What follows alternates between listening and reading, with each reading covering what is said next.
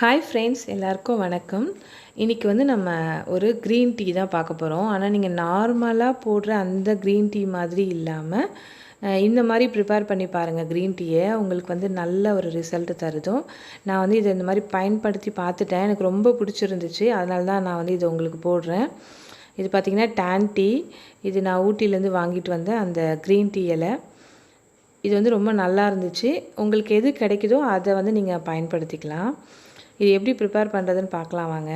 இது வந்து நான் 1 கிளாஸ் அளவுக்கு தண்ணி எடுத்து இந்த மாதிரி கிண்ணத்தில் வச்சு இந்த மாதிரி கொதிக்க வைக்கிறேன்.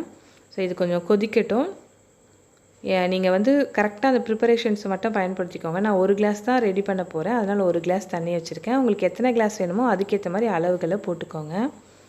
இந்த 1 கிளாஸ் தண்ணி நல்லா கொதித்ததுக்கப்புறமா அதில் வந்து 7லேருந்து 8 க்ரீன் டீ இலையை நம்ம போட்டுக்கிறோம். இல்லை நீங்கள் வேறு பிராண்டை யூஸ் பண்ணுறீங்க அப்படின்னா ஸ்பூனில் வந்து ஒரு 1/2 ஸ்பூன் போட்டுக்கலாம். போட்டுட்டு இந்த மாதிரி மூடிட்டு ஆஃப் பண்ணி வச்சுருங்க. ஆஃப் பண்ணி வச்சுட்டு 2லேருந்து 3 நிமிஷம் வரைக்கும் அப்படியே வச்சுருங்க. அதுக்கப்புறம் ஒரு 3 நிமிஷம் கழித்து அந்த தட்டை ஓப்பன் பண்ணி பார்த்தீங்கன்னா இது வந்து இந்த மாதிரி எசன்ஸ் எல்லாம் இறங்கி இந்த கலரில் மாறி இருக்கும்.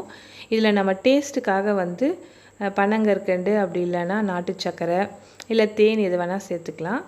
அது கூட வந்து 1/2 ஸ்பூன் அளவுக்கு எலுமிச்சை சாறு லெமன் ஜூஸ் வந்து சேர்த்துக்க போகிறோம்.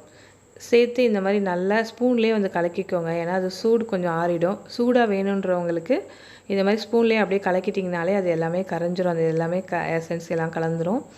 அதுக்கப்புறம் இதை வந்து நம்ம வடிகட்டி குடிச்சிக்கலாம். இதை வந்து நீங்கள் டெய்லி காலைல குடிக்கலாம். குடிக்கிறதுனால அவ்வளோ நல்லா இருக்குது. அன்றைக்கி ஃபுல்லாகவே வெயிட் லாஸ் பண்ணுறது மட்டும் இல்லாமல் ஆக்டிவாகவும் வச்சுக்கக்கூடிய ஒரு சூப்பரான ட்ரிங்க் இது.